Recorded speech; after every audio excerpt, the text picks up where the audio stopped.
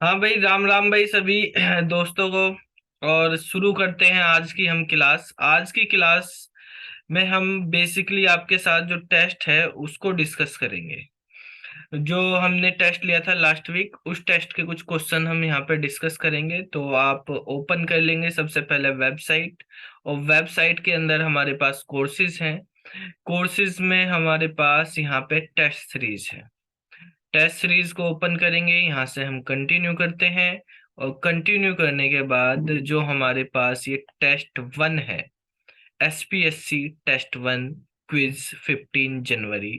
ठीक है, 15 जनवरी की जो क्विज है एग्जाम की, उसको करेंगे हम। स्टार्ट करते हैं यहाँ पर। ठीक है, तो इस क्विज के क्वेश्चन यहाँ पे समझेंगे हम। तो सबसे पहला जो पोर्शन है क्वेश्चंस का, वो है मैट प्लॉट लिब के। यहाँ पे 5 क्वेश्चन है। ठीक है, उनके बारे में हम डिस्कस करेंगे। उसके बाद जो है, आप यहाँ पे देख सकते हैं पांडाज है। पांडाज के 4 क्वेश्चन है। जनरल कंप्यूटर नेटवर्किंग, अच्छा माई एसक्यूएल। अच्छा, क्वेश्चन तो हमारे पास ज्यादा होंगे। अच्छा, ये तो वो है मैट प्लॉट लिब नंबर 5 है। क्वेश्चन जितने भी होंगे वो देखेंगे यहाँ पे। ठीक है, तो matplotlib, pandas, general computer networking, MySQL, society law and ethics है, पाइथन है की फाइल हैंडलिंग है, कोर पाइथन है। इनसे रिलेटेड जो क्वेश्चंस हैं वो हम इस वीडियो में डिस्कस करने वाले हैं। मैटप्लॉटलिब, पांडा, general computer networking, MySQL, society law, Python, file handling और कोर पाइथन। ये दो चीजें तो केवीएस के पोर्शन में ही आएंगी, और ये एचपीएससी केवीएस दोनों में कॉमन है। ठीक है, तो सबसे पहले यहाँ पे हम बात करते हैं क्वेश्चन नंबर 1 की। इसमें कहा है the colour of border of bar can be applied using parameter in the histogram। कोई हिस्टोग्राम है हमारे पास, हिस्टोग्राम हो या हमारे पास बार चार्ट हो, किसी भी तरह का हो, उसमें बेसिकली बार बने हुए हैं। हिस्टोग्राम में भी बार ही बनते हैं। तो जो बार बनते हैं उन बार का बॉर्डर हमें करना, बॉर्डर को चेंज करना है। तो बॉर्डर को चेंज करने के लिए हम इनमें से कौन सा जो है, बॉर्डर का कलर चेंज करने के लिए कौन सा पैरामीटर यूज करेंगे? Border colour, edge colour, outline colour या लाइन कलर? तो इसका करेक्ट आंसर होगा एज कलर। ठीक है, बॉर्डर का इसने कहा है colour of the border of bar. ठीक है, किस तरीके से करते हैं इसको हम यहाँ पे एक प्रैक्टिकल के थ्रू समझेंगे। ठीक है, तो यहाँ पर हम मैटप्लॉटलिब के लिए हम यहाँ पे फाइल ओपन कर लेते हैं। बेसिकली आप यहाँ से सर्च कर लेंगे आइडियल। ठीक है, और आइडियल में फाइल ओपन कर लो जो पुरानी बनी हुई है, या तो आपकी हिस्टोग्राम की, या कोई नई फाइल हम क्रिएट कर लेंगे यहाँ से। तो अभी हमारे पास यहाँ पे ओपन हो जाएगा आइडियल। ठीक है, इसको हम थोड़ा नीचे कर देते हैं, और ये आइडियल ओपन हो गया है हमारा। यहाँ पर हम न्यू फाइल में जाएंगे, या हमारे पास अगर कोई रिसेंट फाइल है, ये डेटा फ्रेम की है, ये होगी हमारे पास शायद। हाँ, ये देखो, इस फाइल को आप ओपन करेंगे, ये हमने यहाँ पे पढ़ाई थी क्लास में, तो उससे रिलेटेड ही फाइल है। यहाँ पे एक बार चार्ट बना हुआ है, उसकी फाइल है। फ्रॉम मैटप्लॉटलिब इंपोर्ट किया pyplot as PLT, x axis y axis, यहाँ पे एक बार चार्ट दिया हुआ है, और बार चार्ट में एक्स वाई दिए हुए हैं। एज कलर रेड है, उसकी विड्थ 0.5 की हुई है। तो एज कलर रेड आने से क्या होगा और नहीं लगाने से इसको क्या होगा, इसको समझते हैं। जैसे हमने यहाँ पे एज कलर अभी हटा दिया है, इसको सेव करते हैं और यहाँ से रन करते हैं। जब आप इसको रन करेंगे तो हमारे पास एक यहाँ पे चार्ट बन के आएगा, और वो बार चार्ट होगा। आपको हिस्टोग्राम कहा है क्वेश्चन में कि हिस्टोग्राम के बार, तो हिस्टोग्राम के बार भी उसी तरीके से होंगे जैसे चार्ट के बार होंगे। मतलब कलर के लिए तो सेम ही चीज होंगी, बाकी हमारे पास चेंज हो जाती हैं चीजें सेटिंग में। तो ठीक है, कहाँ कितने बनने हैं उसकी वैल्यू के अकॉर्डिंग काम करेंगे, लेकिन कलर वगैरह दोनों के सेम उसी के अकॉर्डिंग हम कर सकते हैं। देखो, ये बाय डिफॉल्ट ब्लू कलर में आ रहे हैं।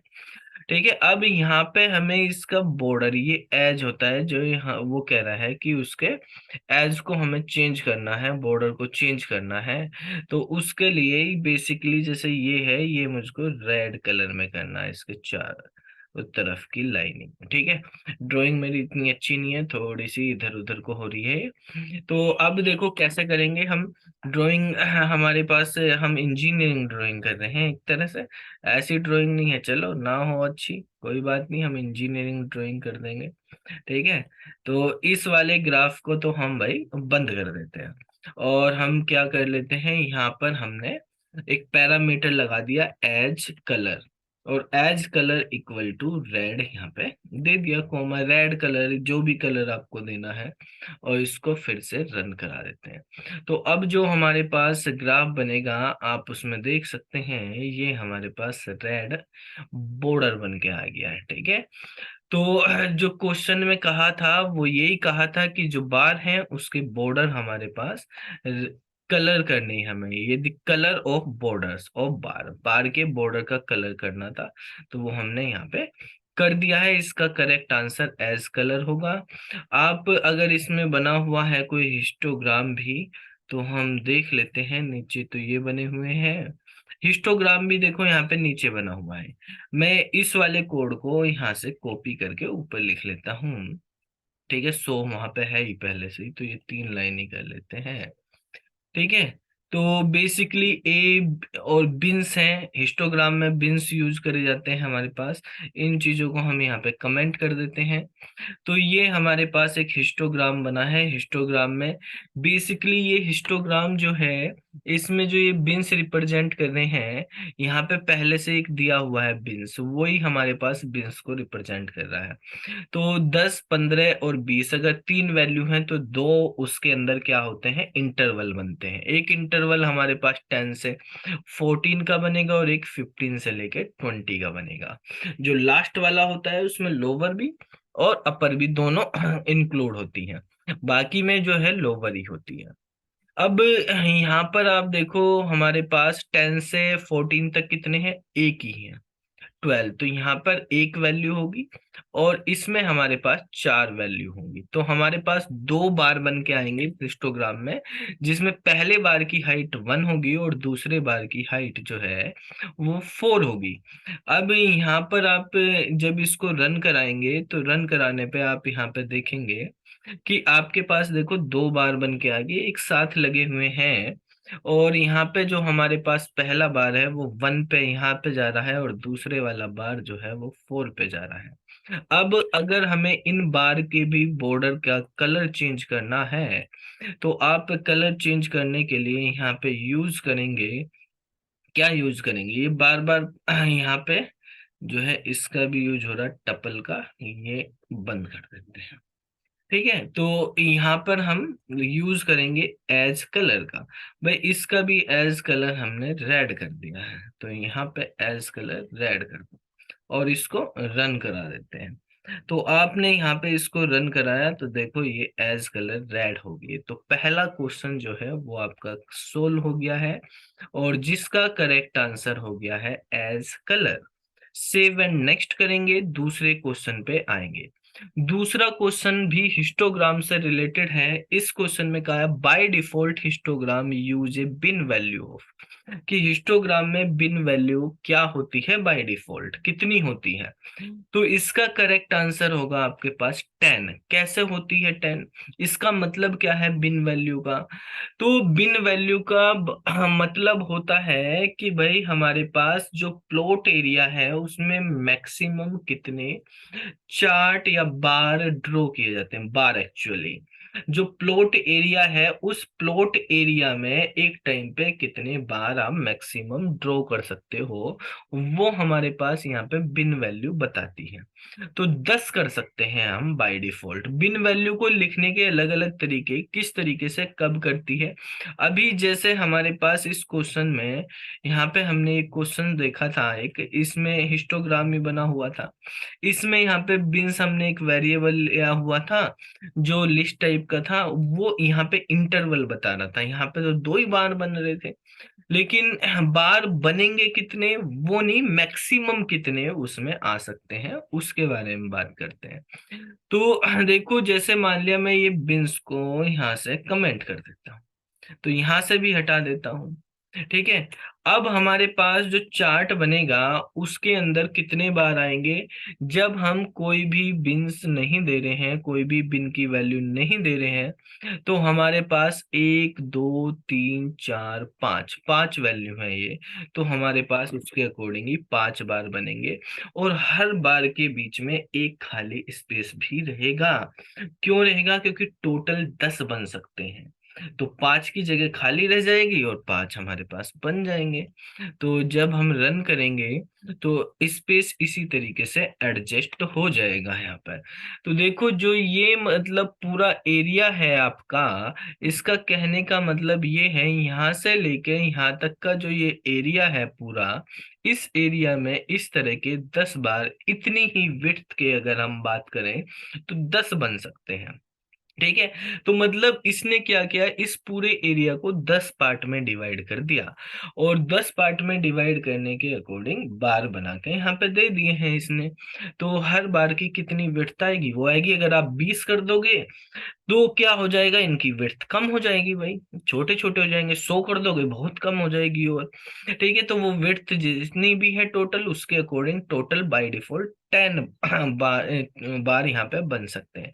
अब ये देखो, 1 2 3 4 5, एक एक बार है, एक हमारे पास जो भी इसकी वैल्यू थी हमारे पास उसके अकॉर्डिंग वैल्यूज में आ गया है। वैल्यूज हमारे पास यहाँ पे अगर आप देखेंगे तो आप देख सकते हैं, हमारे पास एक 12 थी। ठीक है, ये 12 है। उसके बाद हमारे पास देखो, यहाँ 12 है तो 12 के साथ यहाँ पे आ रहा है। 15 है, 15 के साथ आ रहा है। कहीं आगे कहीं पीछे हो जाता है क्योंकि हमने अलाइनमेंट नहीं किया, वो हम अलाइनमेंट से कर सकते हैं सेट। 17 है यहाँ पर। उसके बाद 19 और 20 एक साथ ही है, तो ये मिल के आ गए हैं यहाँ पर। आप ये बाय डिफॉल्ट यहाँ पर इतनी जगह भी खाली छूट रही है। वो जगह कहाँ पे खाली छूटेगी, किस जगह से छूटेगी, तो वो गैप पे डिपेंड करता है जो वैल्यू आप लिख रहे हैं। भाई आपने 12 और 15 लिखी, इनके बीच में 3 का गैप, तो यहीं पे जगह छूट जाएगी। 19 20 के बीच में गैप नहीं है, तो वहां जगह क्यों छूटेगी, वो तो मिल के आ जाएंगे। ठीक है, तो जहाँ पे खाली स्पेस रहना है, तो वो डिपेंड करता है कि आपने कैसे कैसे वैल्यूज दी होंगी। अब अगर हम यहाँ पर लिखते हैं कि भाई बिन जो है हमारे पास, उसकी वैल्यू जो है वो हम यहाँ पे लिख लेते हैं, बिन इक्वल टू 10, ऐसे ही लिख लिया हमने इस तरीके से। तो अब इसको हमने यहाँ पे रन कराया, तो जो हमारे पास बिन्स है, हमारे पास बिन्स इक्वल टू, बिन तो बाइनरी हो जाएगा, बिन्स था वो, तो ये हमारे पास इसी तरीके से आ गया। बिन्स की बाय डिफॉल्ट वैल्यू जो है हमारे पास क्या है, वो हमारे पास 10 है, तो जैसा पहले था वही। अगर आप इसकी वैल्यू 20 कर दो या 30 कर दो, तो इनकी विड्थ जो है बार की वो चेंज हो जाएगी, कम हो गई। ठीक है, अगर आप यहाँ पे इसको कर दोगे, 5 ही कर दिया आपने, तो 5 ही वैल्यू, 5 ही पूरा ही कवर हो जाएगा। 5 वैल्यू 5 ही बार बनने हैं उस एरिया में, तो पूरा कवर हमारे पास हो जाएगा। ठीक है, एक यहाँ पर आप देख रहे हैं, 1 2 3 4, 4 आए हैं, एक 5 वाला कहाँ रह गया है, इसको आप यहाँ से देख सकते हैं कि हमारे पास वैल्यू जो है कितनी बनी हुई है, 12 की है, 15 की है, 17 की है, 19 और 20 की आपस में ऊपर नीचे होगी वहां पर। एक ही से, क्योंकि विड्थ उतनी होगी, 19 ने ही 20 वाले को कवर कर लिया है। यहाँ पे गैप था, तो वो हमारे पास खाली इस तरह से आ गया, लेकिन वो भी गैप अगर देखेंगे तो यहाँ पे 5 ही ड्रॉ हो सकते हैं, क्योंकि 19 20 एक ही साथ आ रहे थे, वो एक ही विड्थ पे बन रहे थे, इतनी ही जगह बच रही थी, तो वो एक दूसरे को कवर कर दिया उन्होंने। ठीक है, तो सारी की सारी अगर हमारे पास वैल्यू अलग अलग होती तो पूरा एरिया कवर हो जाता है इसमें 5 में। जैसे अगर मान लिया आप सबको बराबर गैप पे रख लेते हैं, भाई 12 है, एक 14 है, फिर हमारे पास मान लिया 16 है, 16 के बाद 18 है, 18 के बाद 20 है, हमने इक्वली डिस्ट्रीब्यूशन कर दिया है। तो आप देखेंगे पूरा का पूरा कवर हो गया है। ठीक है, तो बिन्स की वैल्यू क्या होती है ये आपको ध्यान में रखना। एक चीज आपको और ध्यान रखनी, आपको ये लिस्ट की फॉर्म में नहीं लिखना है। जैसे यहाँ पे पहले हमारे पास लिस्ट की फॉर्म में थे, अगर लिस्ट की फॉर्म में कर दिए तो ये अब इंटरवल बन जाता है। ठीक है, क्या बन जाता है, इंटरवल बताएगा। अब हमारे पास जब रन करेंगे तो पास तो है ही नहीं, वहां पे कुछ भी एक भी चार्ट नहीं आएगा, सारी वैल्यू उससे बड़ी है। ठीक है, तो एक भी हमारे पास बार वहां पे बन के नहीं आया, क्योंकि ये अब इंटरवल की तरह काम करने लगा है। तो जो नंबर ऑफ बार हमारे पास प्लॉट एरिया में ड्रॉ होंगे, वो अगर आपको बताने हैं तो वो आप जो है बिना लिस्ट के डायरेक्ट वैल्यू देंगे। तो बिन्स की वैल्यू जो है वो हमारे पास इस तरह से बाय डिफॉल्ट 10 होती है, बाकी आपको जो देनी वो दे सकते हैं। इंटरवल देने हैं तो वो लिस्ट में या सीक्वेंस में हमें देने होते हैं, तो वो बेसिकली हम लिस्ट की फॉर्म में लिखते हैं। तो इसका करेक्ट आंसर हमारे पास 10 हो जाएगा। नेक्स्ट क्वेश्चन की बात करते हैं। नेक्स्ट क्वेश्चन में कहा है हमारे पास कि हिस्टोग्राम जो है, ये हिस्टोग्राम से रिलेटेड ही क्वेश्चन है। हिस्टोग्राम वाज इंट्रोड्यूस बाय, किसने इंट्रोड्यूस किया था हिस्टोग्राम, ये बताना किसने बनाया था सबसे पहले हिस्टोग्राम का जो चार्ट है। तो इसका करेक्ट आंसर होगा हमारे पास कार्ल पियर्सन। तो कार्ल पियर्सन जो थे उन्होंने हिस्टोग्राम बनाया था। ठीक है, तो यहाँ पे करेक्ट आंसर हो जाएगा हमारे पास बी। जॉन मैकार्थी हैं, उन्होंने पांडास के बारे में करे थे इन्वेंशन। ठीक है, तो इसका करेक्ट आंसर हमारा कार्ल पियर्सन। नेक्स्ट क्वेश्चन है, see want to change the width of the bar on the bar chart. एक बार चार्ट है और उस बार चार्ट में जो बार है उसकी विड्थ को चेंज करना है। ठीक है, तो कौन सा एट्रीब्यूट हम यूज करेंगे, तो विड्थ नाम का एट्रीब्यूट हम यूज करते हैं अगर हमारे पास वर्टिकल बार बनता है, जो बाय डिफॉल्ट हम यूज करते हैं। तो देखो किस तरीके से करेंगे, हमारे पास जैसे यहाँ पे आप बार चार्ट ले लेते हैं। यहाँ पे देखो आप देख रहे हैं विड्थ नाम का एक पैरामीटर है जिसकी बाय डिफॉल्ट वैल्यू 0.8 होती है। कितनी होती है, 0.8 होती है। अब हम यहाँ पर क्या करते हैं, इसको हिस्टोग्राम वाले को बंद कर देते हैं और अपना बार वाला ओपन कर लेते हैं। ये हमारे पास बार चार्ट है, इसकी विड्थ हमारे पास 0.5 के अकॉर्डिंग हम देखते हैं कितनी आएगी, तो ये हमारे पास इतनी आ रही है। ठीक है, ये चार वैल्यू हमारे पास यहाँ पे आ रही है, चार बार इसलिए आ रही, चार वैल्यू 1 2 3 4 दी हुई है। इसके हमने वैल्यू यहाँ पे 0.8 कर दी, तो विड्थ थोड़ी हमारे पास बढ़ जाएगी, गैप कम हो जाएगा, जो बाय डिफॉल्ट होती है हमारे। अगर आप यहाँ पर ये विड्थ नाम का एट्रीब्यूट पैरामीटर यूज ही नहीं करते हैं, ये पैरामीटर यूज नहीं करेंगे, तो इतनी ही रहेगी। जितनी हमारे पास विड्थ बढ़ती रहेगी, अगर 1.8, तो ओवरलैपिंग जो भी होती रहेगी बार में, तो वे ओवरलैप हो जाएंगे, एक दूसरे के ऊपर आ जाएंगे, क्योंकि जगह तो हमारे पास प्लॉट एरिया तो इतना ही है, नहीं तो आप फिक्स साइज चेंज करो। ठीक है, तो इसका करेक्ट आंसर हमारे पास विड्थ तो होगा, तो यहाँ पर हम बी वाले ऑप्शन को सेलेक्ट कर लेंगे। नेक्स्ट क्वेश्चन है, to set the current tick location and label of x-axis which of the follow function is used। ठीक है, आपको करंट टिक की लोकेशन सेट करनी है और एक्स एक्सिस का जो लेबल है वो भी बताना है, एक्स एक्सिस पे जो लेबल आएगा, तो आप इनमें से कौन सा फंक्शन यूज करेंगे वो बताना है। तो यहाँ पर जो है एक्स टिक्स नाम का एक फंक्शन होता है जो हम यूज कर सकते हैं। आप इस प्रोग्राम में देख सकते हैं, ये प्रोग्राम है, इसमें हमने सारी चीजें कराई थी। यहाँ पे एक एक्सटिक्स है, ये एक्सटिक्स। ठीक है, तो एक्सटिक्स जो है ये हमारे पास बता रहा है कितना डिस्ट्रीब्यूशन, क्या क्या वैल्यू आनी चाहिए वहां पर, कलर क्या होगा, टिक्स का फॉन्ट का साइज क्या होगा, हॉरिजॉन्टल अलाइनमेंट क्या होगा, रोटेशन क्या होगा, ये जैसे मैंने यहाँ पे इसको सेलेक्ट कर लिया। ठीक है, और इसको यहाँ पे बार चार्ट में यहीं पे लगा दिया, इसके बाद लगा दो कोई बात नहीं। ठीक है, तो हमने क्या लिखा देखो, अगर ये वाली लाइन अभी कमेंट कर देते हैं, आप इस बार को ध्यान से समझना, इस लाइन में भी यहाँ पे कमेंट लगा दिया। अब जो हमारे पास चार्ट बन के आया, इसमें वैल्यू है 1.0, 1.5, 2.0, 2.5, 3.0, 3.5, 4.0, इस तरह की हमारे पास वैल्यू है। ठीक है, तो अगर हमें वैल्यू देनी 1.5, 2.5, 3.5, 4.5 और 5, ये वाली वैल्यू देनी, तो आप यहाँ पे एक्स टिक यूज कर लो, एक्स एक्सिस की वैल्यू। उनका जो वैल्यू लिखी हुई, उनका कलर भी चेंज करेंगे हम ब्लैक से। तो आप देखेंगे 1.5, 2.5, 3.5, 4.5 और 5.0, ये हमारे पास वैल्यू आ गई। इनका कलर आप देख रहे हैं रेड कलर में आ गई है ये हमारे पास। फॉन्ट वेट हमने बोल्ड कर दिया, फॉन्ट का साइज 10 कर दिया है यहाँ पर। ठीक है, तो फॉन्ट भी बढ़ा रहा, हॉरिजॉन्टल अलाइनमेंट जो है राइट कर दिया है हमने।